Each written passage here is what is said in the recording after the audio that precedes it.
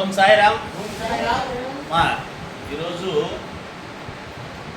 మన్యముత్తుల్లోని మన వృద్ధాశ్రమంలో మీకు భోజనాలు ఏర్పాటు చేసినటువంటి సందర్భం మా కుటుంబానికి అత్యంత ఆత్మీయులు, సూళ్ళూరుపేటలో ప్రతి ఒక్కరికి సుపరిచితులు, ఉన్నట్టుగా మాట్లాడే వ్యక్తి, కల్మషం లేనటువంటి వ్యక్తి, ఎవరికి భయపడనటువంటి వ్యక్తి అయినటువంటి మా మామగారు శ్రీ బెజవాడ శేషాచలం గారి 9వ వర్ధంతి. సూళ్ళూరుపేటలో భాస్కర్ ప్రింటర్స్ పేరు కానీ, బెజవాడ శేషాచలం గారు కానీ తెలియని వ్యక్తి లేదు.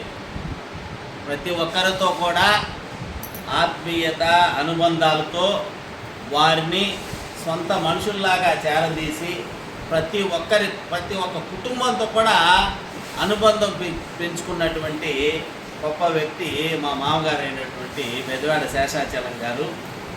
వారి యొక్క 9వ వర్ధంతి ఈరోజు.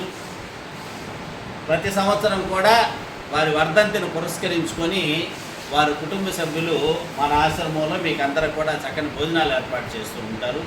మనం అందరం కూడా శ్రీ బెజవాడ శేషాచలం గారి పవిత్ర ఆత్మకి శాంతి చేకూర్చమని భగవంతుడిని మనస్ఫూర్తిగా మనం ప్రార్థించుకుందాం.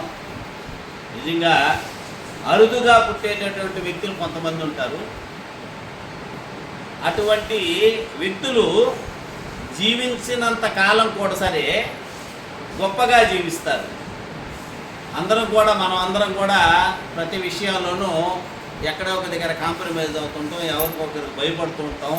కొన్ని విషయాల్లో కొంతమందికి లొంగుతూ ఉంటాము, కొన్ని విషయాల్లో కొంతమందికి భయపడుతూ ఉంటాం.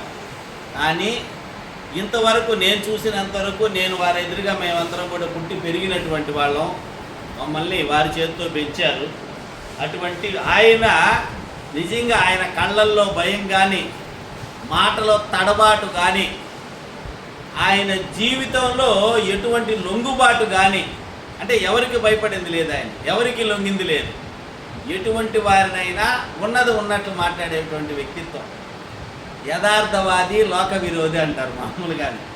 అంటే ఆయన ఏ విషయమైనా ఉన్నట్టు మాట్లాడతాడు, వాళ్ళకి పగ అనిపిస్తుంది. ఆ టైంలో ఆయన్ని అప్పుడప్పుడు ఏందిరా ఏదో అసలు ప్రతిదీ అడిగేస్తారు మొహం మీద అని. ఆ టైంలో ఆయన్ని కాస్త తిట్టుకున్న వాళ్ళు ఉన్నా కూడా సరే, ఈరోజు ఆయన పేరు వచ్చినా, ఆయన సందర్భం వచ్చి, ఆయన మాటల సందర్భంలో ఆయన గురించి ప్రస్తావన వచ్చినా కూడా ప్రతి ఒక్కరు ఆయన గురించి చాలా గొప్పగా చెప్పుకుంటారు. బతికున్నప్పుడు మనిషి ఎదురుగా తిట్టి, బతికున్నప్పుడు మనిషి ఎదురుగా పొగిడి, మనిషి దూరం అయిపోయిన తర్వాత వాళ్ళని తిట్టేవాళ్ళు చాలామంది ఉంటారు. ఎందుకంటే సహజంగా లోకం అలాగే ఉంటుంది కాబట్టి. కానీ ఆ టైంలో ఆయన యథార్థాలు మాట్లాడి కొంతమందికి పగ అయినా కూడా ఈరోజు కూడా ఆయన గురించి, చనిపోయిన తర్వాత కూడా ఆయన గురించి గొప్పగా చెప్పుకుంటారు. నిజంగా ఏదున్నా వాస్తవాలు మాట్లాడతాడు, ఎవరికి భయపడ్డు. ఆయన బ్రతికినంతకాలం ఒక సింహంలా బతికాడు, ఒక పులిలాగా ఉన్నాడు అని ఈరోజు కూడా చెప్పుకుంటాను. నేను మన స్టేటస్లో పెడితే ఎంతోమందికి నాకు ఫోన్ చేసి నన్ను అడిగారు. అటువంటి గొప్ప వ్యక్తి ఆయన. అటువంటి ఆయన ఈరోజు వారి పేరు మీద మన ఆశ్రమంలో ఆ కుటుంబ సభ్యులు మనకందరికి కూడా భోజనాలు ఏర్పాటు చేశారు. మనం అందరం కూడా ఆయన పవిత్ర ఆత్మకి శాంతి చేకూర్చమని భగవంతుణ్ణి మనం మనస్ఫూర్తిగా ప్రార్థించుకుందాం. అదేవిధంగా ఈరోజు భోజనాలు ఏర్పాటు చేసినటువంటి ఆ కుటుంబానికి మనందరం కూడా ధన్యవాదాలు తెలుపుకుందామమ్మా. అన్నదాత సుఖీభవ, అన్నదాత సుఖీభవ, అన్నదాత సుఖీభవ.